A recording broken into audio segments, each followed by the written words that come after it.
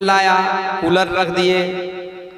आज जिस समय भगवान अपने गुरुजी को स्नान कराना था, सायंकालीन का समय हुआ, सूर्य अस्त होने का समय था, अच्छा कोहरा पड़ा था, अच्छा खासा कोहरा लगा हुआ था और ले जाकर गुरुजी को बिल्कुल आंगन में, बीच आंगन में बिठाया और गुरुजी के ऊपर एक नहीं 40 घड़े लाया, 40 घड़े, और गुरुजी के लिए बिठा करके ऊपर से दे जल दे जल दे जल, और गुरुजी को ठंडे पानी से स्नान करा दिया, ले जाकर उसी कमरे में बिठा दिया और चारों तरफ से जब बढ़िया भोजन करा तो ठंडे ठंडे व्यंजन लाया। गुरुजी आप ये पालो, गुरुजी आप ये पालो, गुरुजी आप ये पालो, और खूब व्यंजन पवाता रहा। अब गुरुजी ठंड से अकड़ गए। अब गुरुओं के पास में चद्दर के अलावा कुछ होता तो है नहीं पैरने के लिए, उसने दिया नहीं था, क्योंकि चेला के यहाँ तो जो सेठ जी थे उनके यहाँ तो आए थे तो कंबल लिया नहीं था, रजाई ली नहीं थी, तो उसको तो पता यही था कि गुरुजी की सेवा तो ऐसे ही होती है। सो कुछ नहीं दिया, बस एक गद्दा डाल दिया, चटाई डाल दी, बोले महाराज जी शयन करिए। अब महाराज जी शयन किए, जैसे ही शयन किया तो रात भर में उसने पूरे चारों कूलर चालू कर दिए और कूलर चालू करके रात भर के लिए गुरुजी प्रणाम करते हुए चला गया। सुबह आकर के देखा तो गुरुजी 4 टेढ़ के निकले। भाई क्या करें, गुरुजी अकड़ गए, गुरुजी का नमूनमा हो गया। तो ऐसे भी चेला नहीं चाहिए भैया, ऐसे चेलाओं से। तो गुरु का कर्तव्य केवल एक है कि अपने शिष्य को सही मार्गदर्शन दे। आज की जो शिक्षा व्यवस्था है उसमें जो हमारे गुरु हुआ करते हैं, जो शिक्षक के गुरु हुआ करते हैं, उनके लिए सरकारें इतना बुरा प्रबंध बना चुकी हैं कि वो पढ़ा तो बच्चों को पा नहीं रहे हैं, केवल उनसे काम करा रहे हैं। ऐसा नहीं है। इसके बाद में बाबा गोस्वामी तुलसीदास संतों की वंदना करते हैं।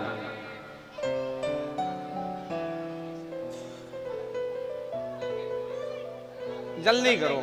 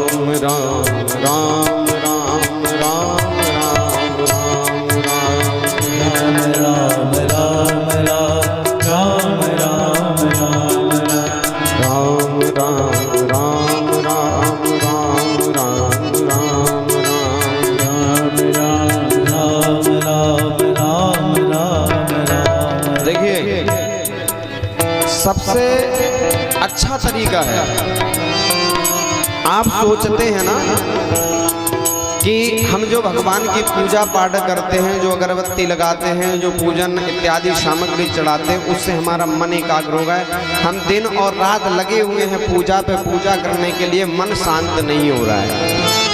क्या बताइए, होता है इससे मन शांत? तो मन को शांत करने के लिए क्या करना पड़ेगा? पहले एकदम सीधे बैठ जाइए, एकदम सीधे बैठिए, पालथी लगा कर। हमारी रीढ़ की हड्डी बिल्कुल सीधी होना चाहिए, एकदम सीधी। हो गए? अब आंख बंद करके अपने ध्यान को केंद्रित करना है आज्ञा चक्र पर, और आज्ञा चक्र पे ध्यान करके और बिल्कुल हल्के स्वर में राम राम राम राम राम राम राम राम राम राम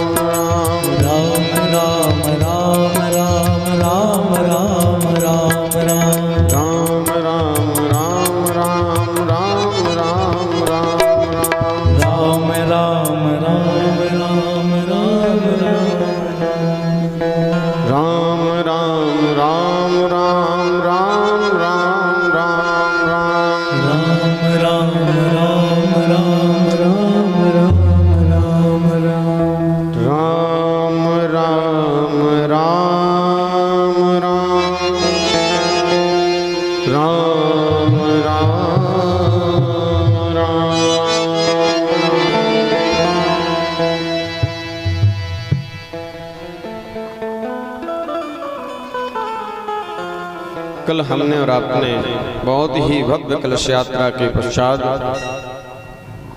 कुछ क्षण भगवान की कथा को श्रवण किया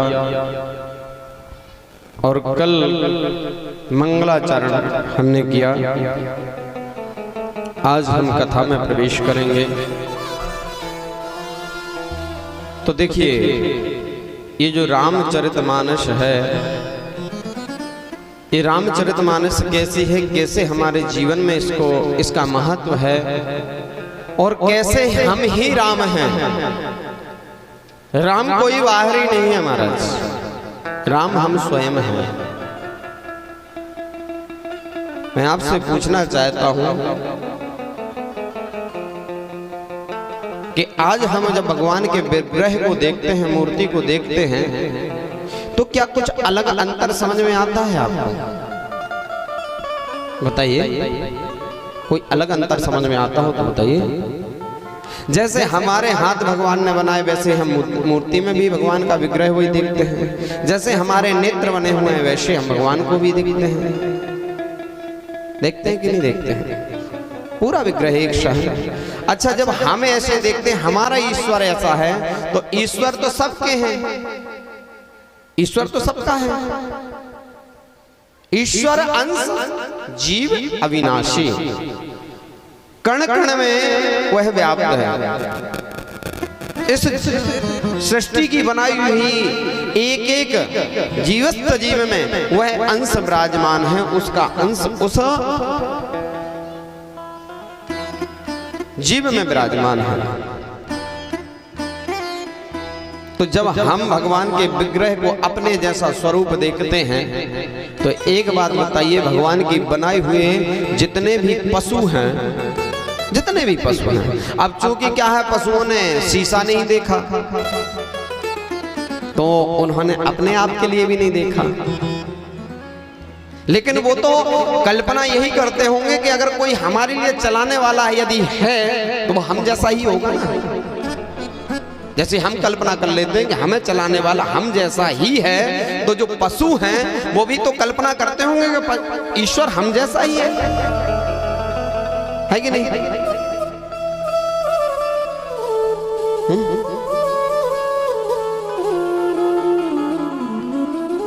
तो देखिए, 84 लाख योनियां भगवान ने बनाई हुई हैं।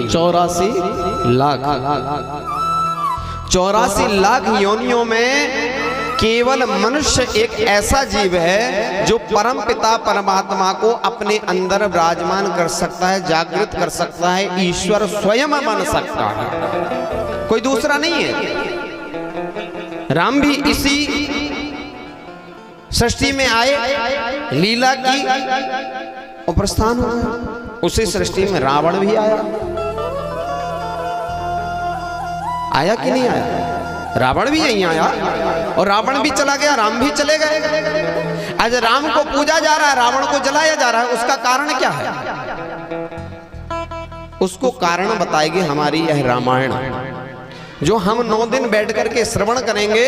उसमें पूरा उभर के आ जाएगा कि क्यों रावण को जलाया जाता है और राम को क्यों पूजा जाता है। कैसे हम अपने अंदर उस राम परम पिता परमात्मा को जागृत कर सकते हैं। क्यों? कि बड़े भाग मानस तनु पावा,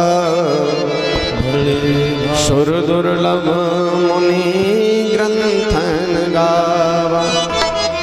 अरे भैया, बड़े भाग्य से एक जन्म नहीं, कल्प कल्पांतर के जब भाग्य मनुष्य के उदय होते हैं तब जाकर के वह मनुष्य का जन्म पाता है। और हम लोग क्या करते हैं, बस अब तो हम सृष्टि में आ चुके हैं महाराज, अब हमारा काम है माता पिता भाई बंधु पुत्र पुत्री पत्नी, बस यही हमारा संसार है। जिसके लिए हम यहाँ पर आए उसके लिए भूल गए। बाबा गोस्वामी तुलसीदास जी से किसी ने कहा कि महाराज आपने 2 चौपाइयां लिखी हैं कि बड़े भाग मानस तनु पावा,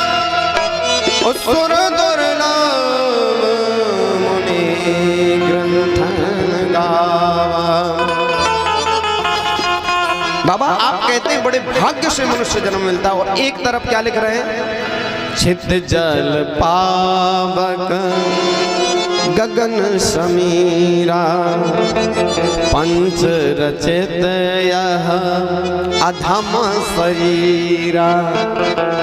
एक तरफ तो कह रहे हैं बड़े भाग्य से मानुष तन मिलता है, और एक तरफ कह रहे हैं कि पंच रचित यह अधम शरीरा, ये जो शरीर मिला है आपको ये अधम है, मतलब दुष्ट है।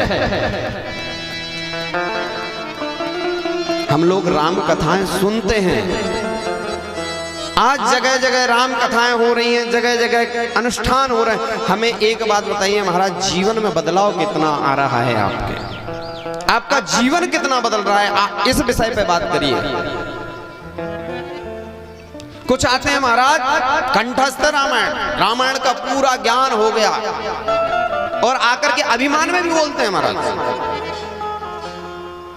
बोलो कहां से बोलना शुरू करें, रामायण। विषय यह नहीं है कि आपने रामायण कंठस्थ कर ली, विषय ये है कि आप रामचरितमानस पर चले कितने हैं, राम जी के पद चिन्हों पर आप कितने चले हैं वो बताइए। कोई जरूरी नहीं है आपको चौपाई याद करने की, आप पूरी कंठस्थ कर लो, अगर आप एक क्षण भी नहीं चल सके तो बेकार है आपका।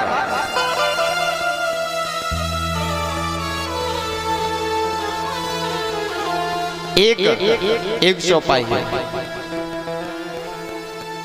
मैं जब छोटा था मेरे पिताजी ने एक चौपाई सुनाई थी मुझे, बस उसी को लेकर के अपने जीवन यापन करता हूं। ईश्वर अंश जीव अविनाशी, हर जीव में ईश्वर है, और जब हमको ये ज्ञात हो जाएगा कि हर जीव में ईश्वर है तो आपको क्या होगा, किसी से कोई घृणा रहेगी नहीं, और जहां घृणा खत्म हुई वहां भगवान स्वयं आपके अंदर प्रकट हो जाएगा। तो जब ईश्वर आपके अंदर प्रकट हो जाएगा, दूसरों से कोई ग्लानि रहेगी नहीं, तो आप स्वाभाविक है कि आप वैराग्य के मार्ग पर चल पड़े हैं, राम के मार्ग पर चल चढ़े हैं। वैराग्य मैंने कल भी आपको बताया था महाराज कि वैराग्य है क्या। वैराग्य जब तक व्यक्ति को राग नहीं हो सकता है तब तक अनुराग नहीं होगा, और जब तक अनुराग नहीं होगा उसको वैराग्य हो ही नहीं सकता। आपके जीवन में यदि प्रेम नहीं है तो किस काम का आपका वैराग्य। आज ना जाने कितने साधु संत महंत बड़े बड़े मठाधीश बैठे हुए हैं, मैं क्षमा चाहूंगा, मैं किसी की निंदा नहीं करता हूं, लेकिन जो देखता हूं उस पे बोलने से मैं वो रुकता भी नहीं।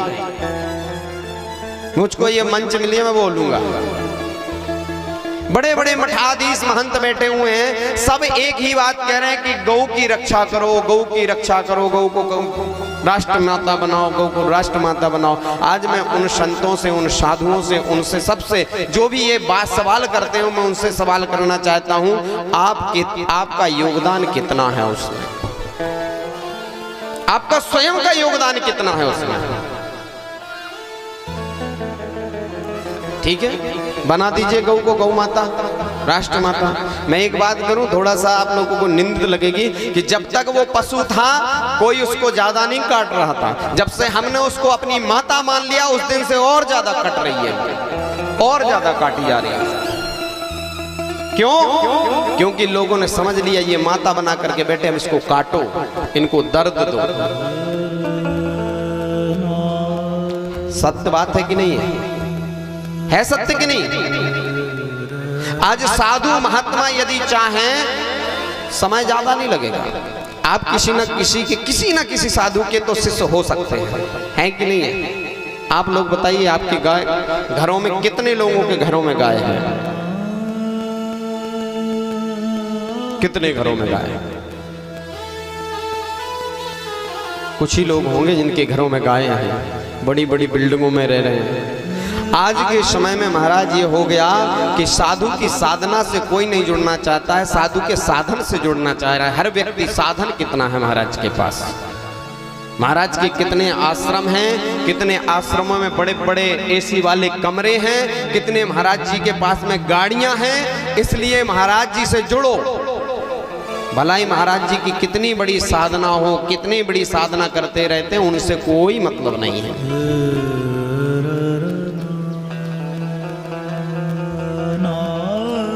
तो हमको ये बात समझना पड़ेगी, यदि साधु चाहें तो सिर्फ एक शर्त रखें, जो भी उनसे दीक्षा ले, दीक्षा संस्कार कराए कि महाराज यदि आप हमारे शिष्य बनेंगे तो आपके बालक को गुरुकुल में पढ़ना होगा, और आपके घर में यदि गाय है, स्वयं के घर में चाहे आप 30वीं मंजिल पे रहो चाहे 50वीं मंजिल पे रहो, यदि गाय है तो आप हमारे शिष्य बन सकते हैं, वरना जाइए यहाँ से, कोई जरूरत नहीं है, कोई जरूरत नहीं है आपको शिष्य बनने की हमारी। जिस दिन ये संत ठान लेंगे उसी दिन गाय राष्ट्र माता बन जाएगी, इसमें कोई संदेह नहीं, उसी दिन बन जाएगी। केवल साधु सोच लें।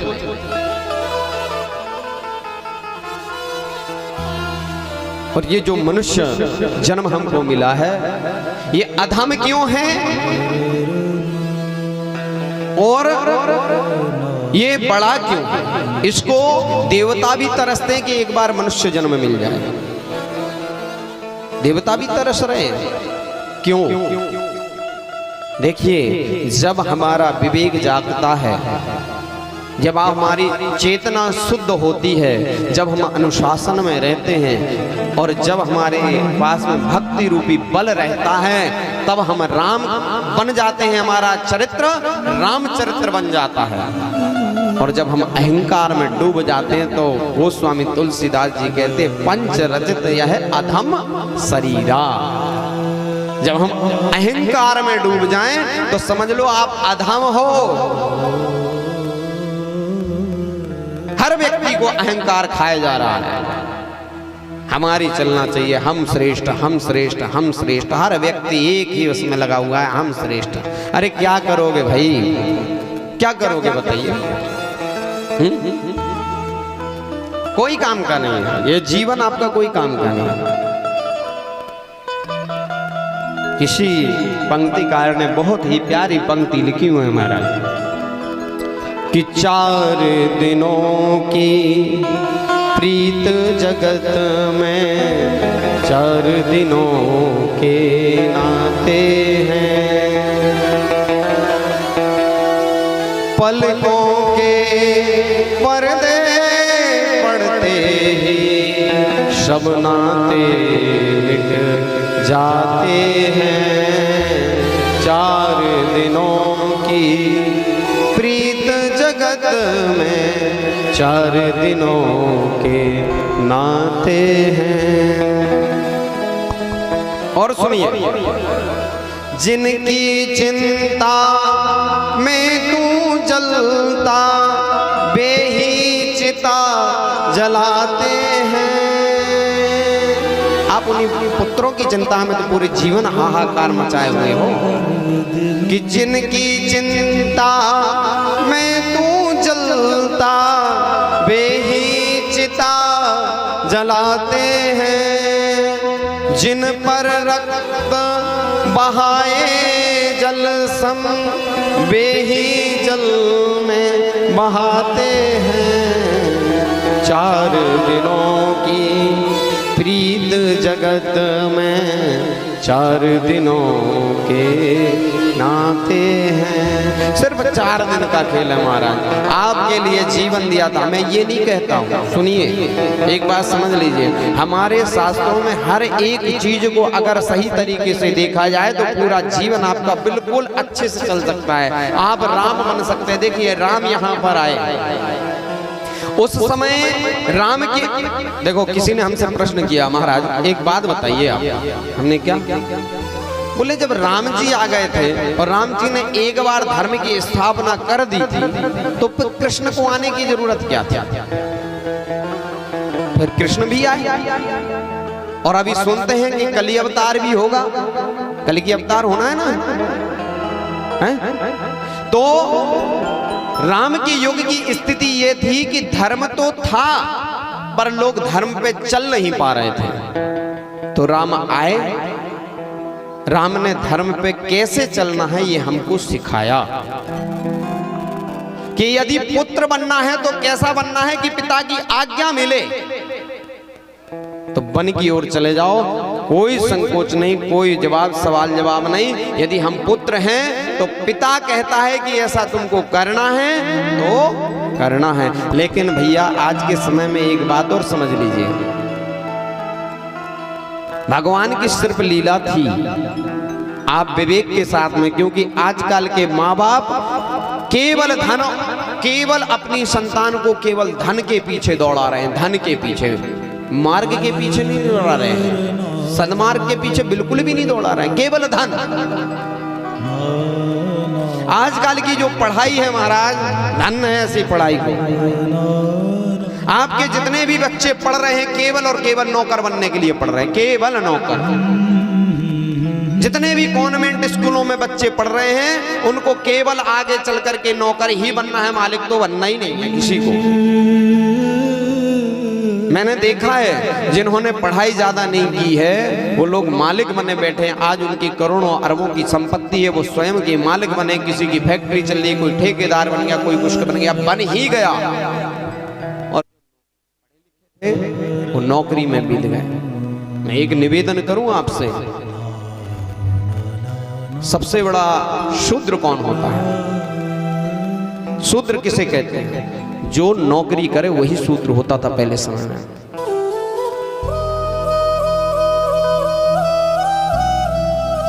हमारे यहां आज जो सरकारों ने एक व्यवस्था बना रही है, शिक्षकों की व्यवस्था।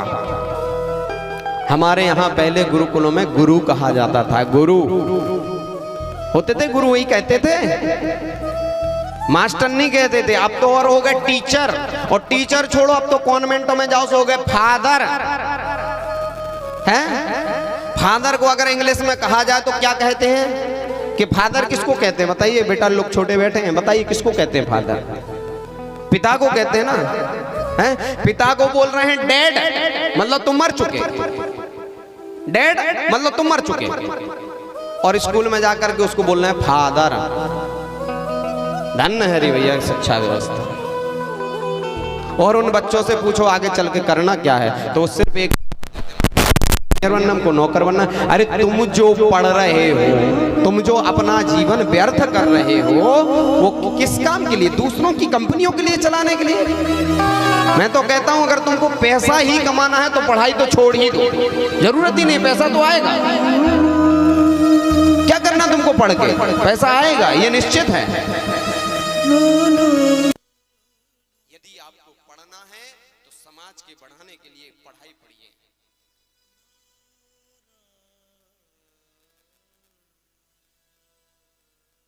आज हम लोगों के लिए बहुत जरूरी है रामचरितमानस, बहुत जरूरी।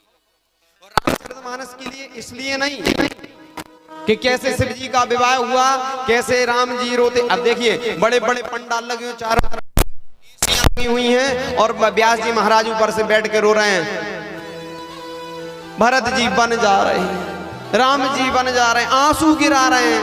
और उनको 1 लाख रुपया कम दे दो व्यास जी लोगों को, 1 मिनट में राम जी सब ठीक हो जाएंगे। इतने में बात हुई, इतने पैसे चाहिए उनको।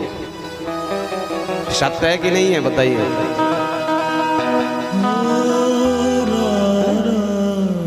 अरे भरत क्या है? भरत है भक्ति और त्याग।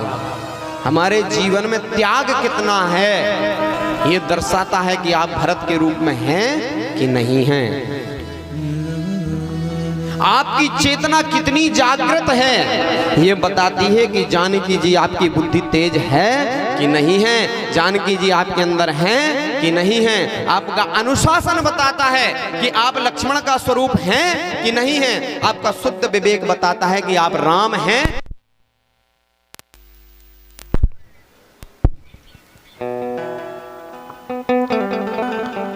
और आपके अंदर जो बल होता है ना महाराज, अच्छा एक बात बताइए, सबसे बड़ा बल कौन सा होता है? सबसे बड़ा बल बताइए कौन सा होता है?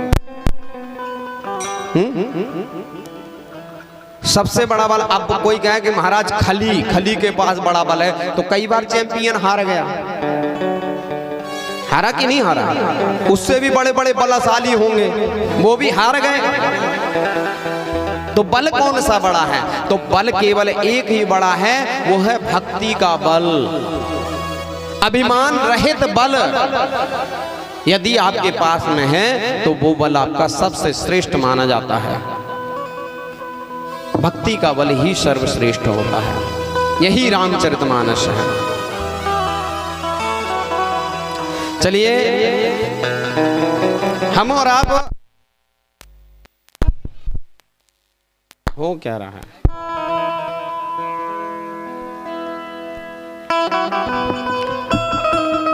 कल हमने और आपने श्रवण किया बाबा गोस्वामी तुलसीदास सबसे पहले सरस्वती माता और गणपति जी की वंदना करते हैं। तत्पश्चात महाराज गणपति जी की वंदना के पश्चात भगवान शिव की वंदना करते हैं। भवानी शंकरौ वंदे श्रद्धा विश्वास रूपिणौ याभ्यां विना न पश्यन्ते सिद्धः स्वन्तस्तमीश्वरम्। भवानी शंकर और भगवान भोले बाबा की गोस्वामी तुलसीदास जी प्रार्थना करते हैं। तो भोले बाबा हैं कैसे? वंदे बोधमयं नित्यं गुरुं शंकर रूपिणौ यमः श्रुतो हि वक्रोऽपि चंद्रः सर्वत्र वन्दते। भगवान इतने भोले हैं, इतने भोले हैं महाराज कि कोई से भी किसी प्रकार का भी खल दुष्टि प्राणी जैसा भी हो, सब कुछ किया हो कर्म, लेकिन भोले बाबा के पास जाकर के एक लोटा जल चढ़ा दे, सारी समस्या का समाधान हो गया। अच्छा एक बात बताइए, कोई व्यक्ति हो, कोई भी व्यक्ति, अगर उसको तुम आज्ञा दो तो उसको कहाँ बैठना चाहिए?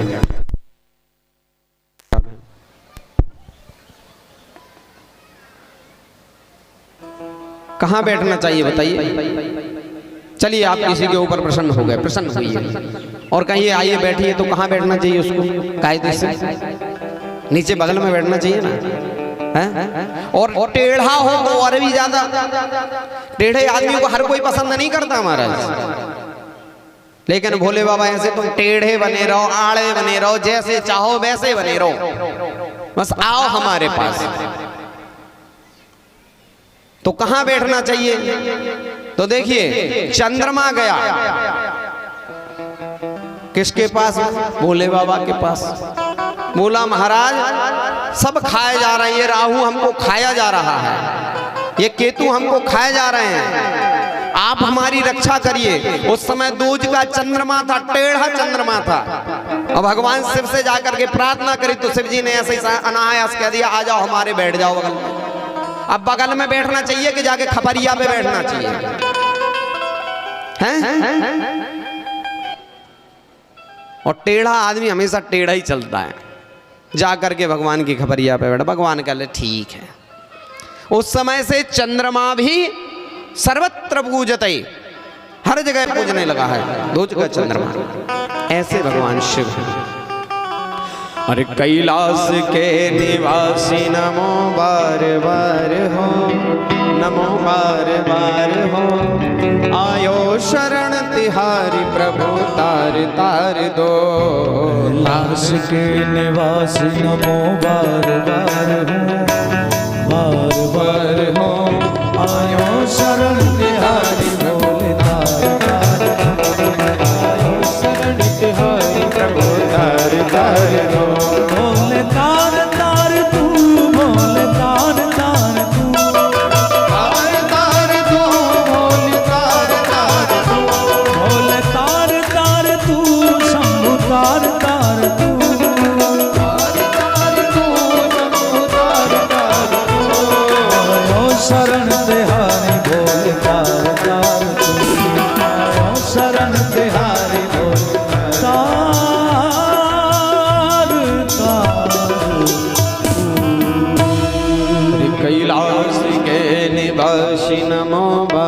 बार हो, नमो बार बार हो, आयो शरण तिहारी प्रभु तार तार दो। इसके बाद बाबा गोस्वामी तुलसीदास जी वंदन करते हैं माँ जानकी जी को। सीताराम गुणज्ञाम पुण्यारण्य विहारिणो, वंदे विशुद्ध विज्ञानो कवीश्वर कपीश्वर।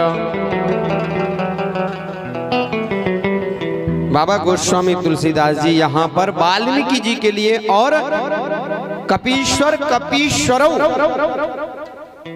भगवान अनंत बलवंत श्री हनुमत लाल जी महाराज जी के लिए प्रणाम करते हैं और वाल्मीकि जी के लिए प्रणाम करते हैं। थोड़ी सी आवाज दब रही है, खींच रहो गलो। जानकी जी के लिए प्रार्थना करते हैं, वंदन करते हैं। भवा उद्भव स्थित संहार कारणे क्लेश हारणे, सर्वश्रेयस्करीं सीतां नतो हम राम वल्लभाम। अब देखिए यहाँ पर भी आपको एक चीज सीखने को मिलेगी। बाबा गोस्वामी तुलसीदास जी से कृष्ण ने प्रश्न किया कि महाराज आपने कहा उद्भव स्थिति संहार कारणी क्लेश हारणी सर्वश्रेयस्करीं सीतां नतो हम राम वल्लभाम। परंतु यहाँ तो ये कार्य तो ब्रह्मा विष्णु और महेश को दिए गए हैं। ब्रह्मा जी का काम है सृष्टि को बनाना, पालन करना भगवान विष्णु का काम है, और सृजन करना हमारे शिव का काम है। और आप कह रहे हैं कि उद्भव स्थिति संहार कारणे न तो हम राम वल्लभाम, मतलब जानकी जी। तो ये कैसे संभव है? जो उद्भव करती हैं, स्थिति करती हैं, प्रलय कर देती हैं, ये जानकी जी कैसे हो सकती हैं? कल मैंने आप लोगों को समझाया था कि ब्रह्म एक है और ब्रह्म से निकली हुई जो जानकी जी हैं वो भी ब्रह्म ही हैं, वो साक्षात ब्रह्म हैं। ब्रह्म कभी दो नहीं हो सकते, ब्रह्म एक ही है।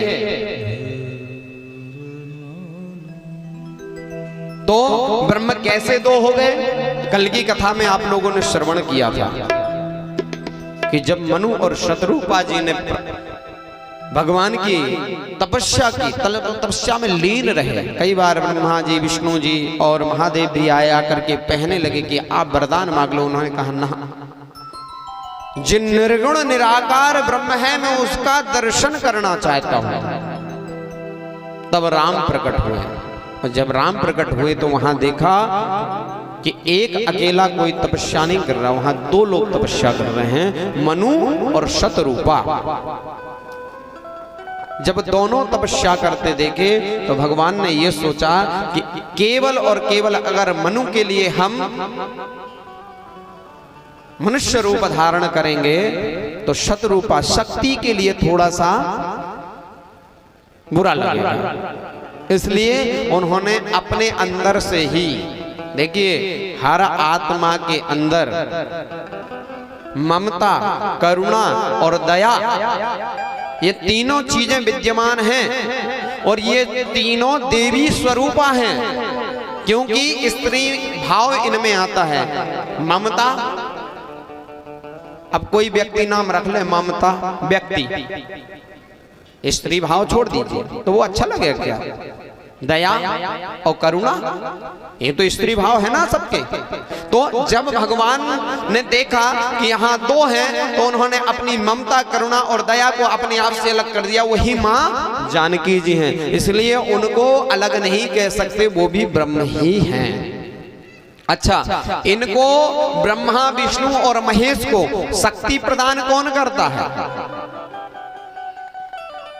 भाई किसी ना किसी के लिए शक्ति तो चाहिए। हमने कल भी आपसे बताया था कि आप लोग तो फालतू में कहते हैं कि पुरुष प्रधान देश है, कहीं से कहीं तक पुरुष प्रधान देश नहीं है। हाँ, देश हो सकता है आपका, लेकिन ये सृष्टि तो माताओं से चलने वाली है। तो जो शक्ति इनके लिए मिलती है ब्रह्मा, विष्णु और महेश के लिए, वो माँ जानकी जी ही प्रदान करती हैं उनके लिए।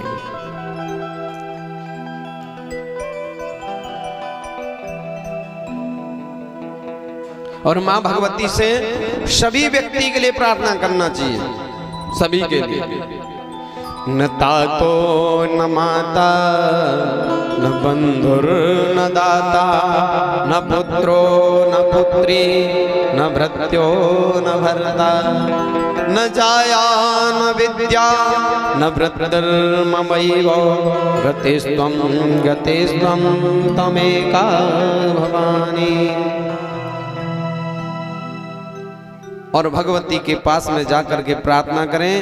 कुकर्मी कुसंगी कुबद्धि कुदासा कुलाचार हीना कदाचार लीना कुदृष्टि कुवाक्या प्रबद्धा सदाहं गतिस्त्वं गतिस्त्वं त्वमेका भवानी। कुकर्मी, हे माँ मैं कुकर्मी हूँ, कुबद्धी हूँ, कुलाचार हूँ, कोई अच्छे कुल का नहीं हूँ, कुलाचार हूँ, लेकिन जैसा भी हूँ तेरी शरण में हूँ, तेरा हूँ। हम जब अपना सर्वस्व ईश्वर के लिए प्रदान कर देते, सर्वस्व ईश्वर के लिए प्रदान कर देते हैं, तब जाकर के ईश्वर हमें अपना बनाता है, तब वो ईश्वर आकर के हमारे हृदय में विद्यमान होता है, तब वो आकर के हमारे अंदर जब बैठता है तो हमारी अंतरात्मा जागती है। और जब अंतरात्मा जागती है तो विवेक, आपने विवेक रूपी राम अपने आप आपके अंदर प्रकट हो जाएगा। फिर देखिए आप कैसे जीवन आपका अच्छा चलता। और हम लोग क्या कर रहे हैं, हम लोग क्या करते हैं, मन के द्वारा चलने वाले हैं, है ना। हर व्यक्ति मन के द्वारा चलने वाला व्यक्ति है। साधना, व्यक्ति के लिए साधना करना चाहिए। और साधना देखिए कहीं एक जगह बैठ करके भजन करने का मार्ग नहीं है। आप सोचो कि एक जगह बैठ गए, एक जगह बैठ करके हमने ध्यान कर लिया, वो साधना है ना। साधना आपका समस्त जीवन है, जीवन को साधना बनाइए। जितना भी जीवन है उसको साधना बना लीजिए। और महाराज आपको बता दें कि आपका मन कैसा है।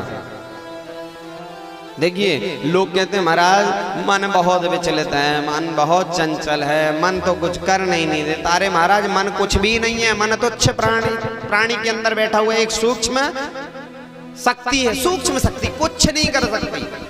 अच्छा एक बात बताओ, मन क्या करता है, भविष्य की कल्पना करता है ना, करता है कि नहीं करता है। तो भविष्य आपने देखा है। अच्छा जैसा हम कल्पना करते क्या वैसा होता है कभी, बताइए कभी होता हो तो बताओ।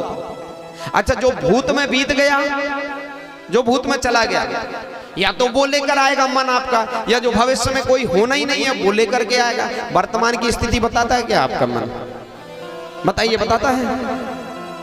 वर्तमान में कौन चलाता है, आपका विवेक चलाता है। जो आपके अंदर विवेक रूपी राम बैठे हुए हैं वही आपको लिए चलाते हैं। तो मन कैसा है कि तोरा मन दर्पण कहलाए, तोरा मन दर्पण कहलाए, तोरा मन दर्पण कहलाए, तोरा मन दर्पण कहलाए।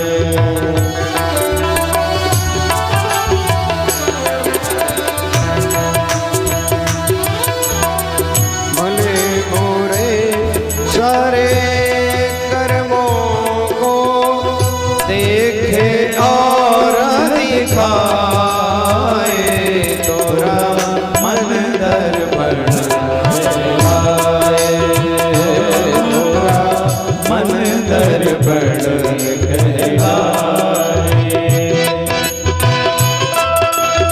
जय हो।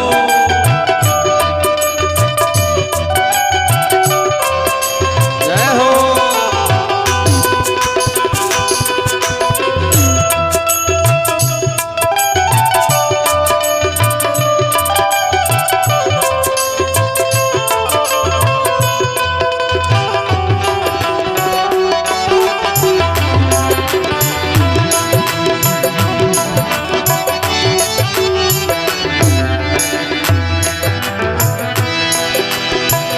मन ही देवता मन ही ईश्वर, मन ही देवता मन ही ईश्वर मन से बड़ा न कोई, मन ही देवता मन ही ईश्वर मन से बड़ा न कोई। मन उजियारा जब जब फैले, मन उजियारा जब जब फैले, तन उजियारा हो, तन उजियारा हो। इस उजले जीवन पर काढ़ी, इस उजले जीवन पर काढ़ी, धूल न जमनी पाए, तोरा मन दर्पण कहलाए, तोरा मन दर्पण कहलाए, तोरा मन दर्पण। देखिए, आपका जो मन है वही दुख का कारण है और कोई है नहीं। अभी बैठे यहाँ पर, अब किसी लोगों का मन बड़ा चल रहा होगा, अरे यार महाराज जी पता नहीं भजन लगे हैं गाने के लिए हैं, और महाराज जी पता नहीं क्या लगे हुए हैं कहने, समझ में नहीं। अब मन बैठने ही नहीं दे रहा, सुरक्षित होने ही नहीं दे रहा, यहाँ पर स्थित नहीं होने दे रहा। तो ये सब खेल किसका है? मन का है। मन कभी नहीं चाहता कि आप मुक्ति के मार्ग पर जाएं जीवन में। क्यों? किसी ने हमसे पूछा कि महाराज एक बात बताइए, शरीर जल जाता है, आत्मा अमर है, ईश्वर स्वरूप है, आत्मा ही ईश्वर है, तो फिर हम भूत प्रेत पिशाच पितृ गंधर्व ये कौन है? तो आपको एक बात बता दें, ये मन ही है जो भूत बनता है, मन ही है जो प्रेत बनता है, मन ही है जो पितृ बनते हैं, मन ही है जो गौड़ बनते हैं, मन ही है जो सब कुछ है, ये भूत प्रेत बनते रहते हैं। क्यों? आपका मन आसक्ति है आपके पुत्र के अंदर, है ना? मन की आसक्ति होती है, आत्मा को तो किसी से संबंध है ही नहीं। तो मन की आसक्ति आपके उस शरीर से बना हुआ है। कोई को पुत्र प्यारा है, किसी को पुत्री प्यारी है, किसी को पत्नी प्यारी है, और आपका शरीर चला गया और आत्मा निकल गई, तो फिर मन क्या करेगा? वहीं भटकेगा। अच्छा एक बात बताएं आपके लिए, भूत प्रेत कैसे दिखते हैं बताओ? किसी ने देखे? यहाँ पे बैठा है कोई? देखते हैं? देखे हैं किसी ने? कैसे दिखते हैं? भूत और प्रेत आपको किसी ना किसी जानवर के रूप में देगा। महाराज अभी चले आए रास्ते में, वो अभी देखते देखते पड़ा बन गया, महाराज देखते देखते फिर भूतनी टाइप की आ गया। अरे मन जैसी कल्पना करेगा वैसे ही तो बनेगा। तो आपने आंख बंद करिए और आंख बंद करके कल्पना करिए कि हमको पड़ा देखना, 1 सेकंड सामने आ जाएगा आपको। आएगा कि नहीं आएगा? है? तो यही है कि मन ही हमारा सब कुछ सत्यानाश करने में पड़ा। इसकी मानना बिल्कुल बंद कर दो। क्यों? सुख की कलियां दुख के कांटे, मन शुभ का आधार। सुख की कलियां दुख के कांटे, मन सबका आधार। मन से कोई बात छिपे ना, मन से कोई बात छुपे ना, मन के नैन हजार। ओ मन के नैन हजार। जग से चाहे भागल कोई, जग से चाहे भागल कोई, मन से भाग न पाए। तोरा मन दर्पण कहलाए, तोरा मन दर्पण कहलाए, मन दर्पण कहलाए। भले बुरे सारे कर्मों को देखे और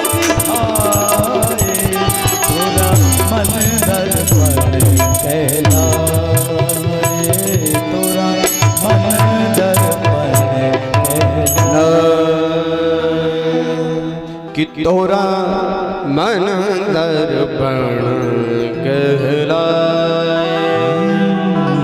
इसके बाद में बाबा गोस्वामी तुलसीदास जी प्रार्थना करते हैं, गुरु वंदना करते हैं। बंदो गुरुपद कंज कृपा सिंधु नर रूप हरि, महामोह तम पुंज जासु वचन रवि कर्णिकर। बाबा गोस्वामी तुलसीदास जी वंदना गुरु की करते हैं। और आइए आज हम समझते हैं कि गुरु वास्तव में है कौन। गुरु वह नहीं जो केवल ज्ञान दे, बल्कि गुरु वह है जो आपके अज्ञान को हटा दे, उसको गुरु कहते हैं। अकेला ज्ञान नहीं। गा का मतलब होता है अंधकार और रा का मतलब होता है प्रकाश। जो आपके अंधकार को नष्ट कर दे, वो प्रकाश को उजागर कर दे, उसको कहते हैं गुरु। जो आपके भीतर के अंधकार को हटा करके आत्मा की जागृति कर दे, आत्मा का प्रकाश आपके अंदर ला दे, उसे कहते हैं गुरु। जैसे कि रामकृष्ण परमहंस स्वामी विवेकानंद जी महाराज, देखिए इन्होंने अपनी आत्मा की जागृति की है। इन सब में समान बात है, ये सब समान हैं। सच्चे गुरु की पहचान क्या है? उसने ईश्वर को केवल और केवल ज्ञान से न प्राप्त किया हो, केवल ज्ञान से नहीं, उसने अपने अनुभव से भी ईश्वर को प्राप्त किया हो, उसको कहते हैं गुरु। जो आपको केवल ज्ञान ना दे, आपको अपने अनुभव के द्वारा बता दे कि मैंने भी अनुभव किया है कि ईश्वर है और कैसे ईश्वर तक पहुंचा जा सकता है। अगर ये रास्ता आपको बता दे, वही सच्चा गुरु आपके जीवन का है।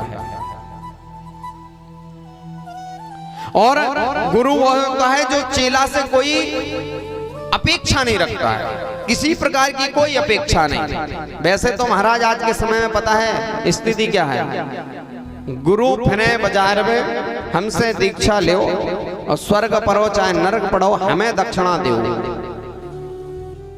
हमें दक्षिणा से मतलब है अब तुम चाहे नरक में जाओ चाहे स्वर्ग में जाओ, हमें उससे कोई मतलब नहीं।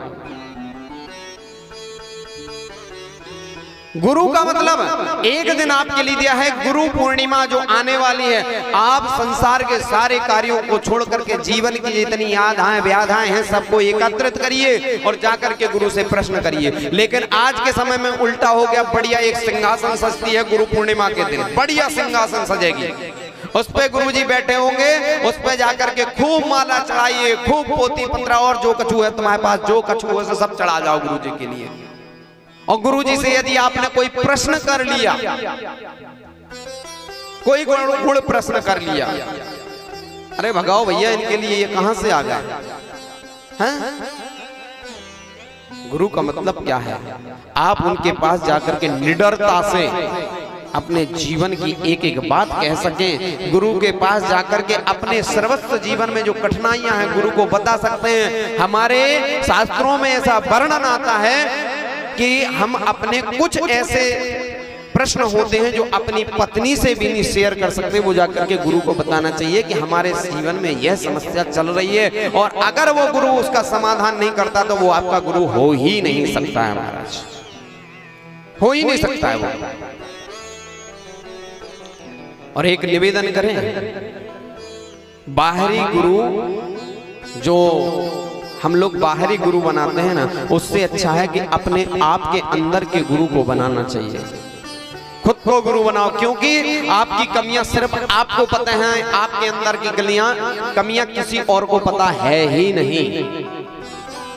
उसका सुधार आप स्वयं कर सकते हैं, ना कि हम कर सकते हैं यहां बैठ करके।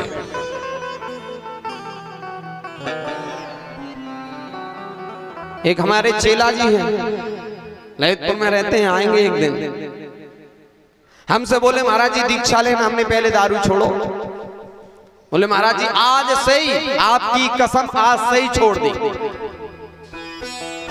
आपकी कसम खा रहा है। नवदुर्गा में उन्होंने दीक्षा ली, दशहरा के दिन पहुंच गए, दशहरा ही को पहुंच गए। हमने भैया कम से कम 9 दिन हो गए, न मैं को नहीं 1-2 दिन और जीलन देते। तो अच्छा है कि वे कसमें नहीं चल रही, अब नहीं हम तो वही दिन टपक गए होते। तो ऐसे ऐसे गुरु नहीं चाहिए भैया, और ना ऐसे चेला चाहिए, धन्य ऐसे चेलाओं को। अच्छा, गुरु का मतलब क्या है? जो आपको अपने अनुभव के द्वारा बताए कि ईश्वर को कैसे प्राप्त किया जाता, ना कि केवल ज्ञान के द्वारा। उसने खुद साधनाएं की हो, उसने खुद उतना संघर्ष किया हो, उसने खुद अपने शरीर को इतना तपाया हो कि वो आपके शरीर को तपवा सके। अच्छा, शिष्य का क्या मतलब है? शिष्य का मतलब यह है कि ना कोई प्रश्न, ना कोई उनके साथ में रोका टोक। अगर गुरु ने कह दिया कि ऐसा होना है तो निश्चित है ऐसा होना है। एक कथा आती है, एक माला नाम की एक देवी थी, और एक पंडित जी आए, बढ़िया कथा कह रहे थे, बहुत सुंदर कथा श्रवण करा रहे थे। उनको लगा ये गुरुजी अच्छे हैं, इनसे दीक्षा प्राप्त कर लेना चाहिए, तो उन्होंने दीक्षा प्राप्त कर ली। अब दीक्षा प्राप्त करने वो रोज कथा सुनने आए, रोज कथा सुने तो बोल दे। गुरुजी ने एक बार कह दिया कि जो राम नाम ले लेता है वो भाव से पार हो जाता है। अब वो तो सीधी सच्ची, उसने कहा गुरुजी ने कह दिया कि भाव से पार हो जाएंगे, हमको रोज कथा सुनने आता है। गंगा जी की जो नदी है वो हम घूम करके जाते हैं, ऐसे घूम कर जाते हैं तो लंबी पड़ती। अब गुरुजी ने तो बोल ही दिया है कि राम नाम लो भाव से पार, राम नाम लो। गुरुजी देखिए निष्ठा बता रहे हैं, गुरुजी ने बोल दिया कि राम नाम लो और भाव से पार हो जाते हैं। उसने कहा ठीक है। गंगा जी के पास गई, 3 बार बोला राम राम राम, और गंगा जी के ऊपर से चढ़ के, सामने गांव था तो चढ़कर चलने लगी तो वो सही में पार हो गई। उस पर गंगा जी के ऊपर चलती हुई और पार हो गई तो क्योंकि उसकी निष्ठा थी कि गुरु ने बोल दिया, पार हो गई। अब उसने सोचा यार ये भी ठीक है, हमारा आना जाना बच गया, 3 बार राम ही तो बोलना है, राम बोल दिया चले गए। अब एक दिन की बात की उसको लगा कि गुरुजी को निमंत्रण कर लें, गुरुजी का निमंत्रण कर दिया। अब गुरुजी कथा से समाप्त करके और बोले चलो बेटी तुम्हारे यहाँ भोजन करने चले। बोले चलिए महाराज जी। बोले नाव मंगा। बोले नाव की क्या जरूरत है, 3 बार राम बोलो और पार। अरे बोले देवी तुम्हारी से हो जाए गंगा जी हमें हाल डूब जा में। बेटा ऐसा नहीं होता है, वो तो भाव से पार होता। बोले महाराज जी भाव से पार तो बाद में होंगे, ये तो गंगा जी हम तो रोज यहीं से आ रहे जा रहे हैं, हम तो रोज यहीं से जा रहे हैं। अब गुरुजी बड़े अचंभे में, बड़े डराते वो कहे नहीं गुरुजी यहाँ से देखो हम तो चल रहे हैं। अब महाराज कहें तुम आगे हो जाओ, तो वो कहे कि नहीं हम गुरुजी के आगे कैसे चल सकते हैं, हम तो गुरुजी के पीछे चलेंगे। अब गुरुजी पैर ही ना रखे, अब गुरुजी को डर के ऐसा ना हो कि हम चले जाएं। तब गुरुजी ने कहा कि बेटी ऐसा नहीं होता है, भाव से पार होता है। बोले गुरुजी ऐसा होता है, आपने कहा था मैंने किया है, और आपको नहीं हो तो आप यहाँ खड़े हो जाओ देखो हमारे लिए। उसने 3 बार राम राम कहा, और जब गंगा जी में चलना चालू किया तो वो जाकर के पार हो गई। गुरुजी धन्य रह गए कि यार जिस राम को नाम को हम बता तो रहे उससे हम तो आज तक पार नहीं हो पाए, ये देवी पार हो गई। धन्य है ऐसे राम पे। तो गुरु ऐसा होना चाहिए, निष्ठा ऐसी होना चाहिए। जब इस प्रकार से निष्ठा कर दोगे तो गुरु आपको भाव से पार करा देगा। आपको एक और छोटी सी कथा आज गुरु के रूप में आई, छोटा सा एक दृष्टांत है। किसी नगर में एक बड़े सेठ रहते थे, बहुत बड़े सेठ रहते थे। गर्मियों का टाइम था, उनके गुरुजी आ गए। अब गुरुजी आए तो बढ़िया स्वागत हुआ गुरुजी को, बढ़िया एक कमरे में बिठाया। उस समय एसी नहीं चलती थी, कूलर चलने लगे थे, तो चारों तरफ से गुरुजी के लिए कूलर लगा दिए गए। एक शिष्य को सेवा में लगा दिया। बोले तुम्हारा कर्तव्य है गुरुजी की सेवा करना। अब गुरुजी के लिए दो तरफ से बढ़िया कूलर लगा दिए गए और जब सायंकाल हुई तो गुरुजी के लिए घड़ा भर के रखे गए थे। गुरुजी ने कहा था ठंडे जल से स्नान करेंगे, 10-12 अच्छे घड़ा भर के रख दिए गए गुरुजी के लिए स्नान के लिए, और ठंडा ठंडा व्यंजन भोजन इत्यादि सब कुछ बनाया गया। गुरुजी पाए और गुरुजी पा करके सो गए, तो कूलर लगा दिए। अब जो चेला था जो उसको लगाया था, जो उसके नौकर सेठ का नौकर था, उसने सोचा अच्छे गुरुजी हैं, हम ही दीक्षा ले लेते हैं, सरल है, बहुत सरल है, तो हम ही दीक्षा ले लेते हैं। उसने दीक्षा ले ली। बोले गुरुजी हम गरीब आदमी, हमें दीक्षा। बोले हाँ बेटा, हमारे लिए सब बराबर है, ईश्वर अंश जीव अपनासी, हम तो सब में ईश्वर का भाव देखते हैं, हमारे लिए कोई छोटा बड़ा नहीं है। तुम भी हमारे शिष्य हो सकते हो और ये भी हमारे शिष्य हो सकते हैं, इसमें कोई दो राय नहीं, आप ले लो दीक्षा। उसने दीक्षा ले ली। अब दूसरी बार गुरुजी आए तो सेठ के पास दौड़ते हुए पहुंच गया। बोले गुरु सेठ जी बोले क्या है? बोले गुरुजी तो हमारे भी इस बार आपसे निवेदन में ये कर रहा हूं कि आप मेरे गुरुजी को मेरे लिए दे दो, मैं सेवा करूंगा गुरुजी की। सेठ जी ने कहा ठीक है बेटा, कोई बात नहीं, ले जाओ। अब वो ले गया और ले जा करके अच्छे ठंडे कमरे में बिठाया, बढ़िया ठंडा कमरा था। अब सेठ जी के पास दौड़ा दौड़ा गया, सेठ जी से बोला सेठ जी कहा है? गुरुजी आए हैं, कूलर चाहिए। बढ़िया गया। अब सेठ जी ने सोचा कि मूर्ख, इसको कूलर की क्या जरूरत है? नहीं सेठ जी हमें तो कूलर चाहिए। गए, एक की जगह गांव भर से कूलर मांग के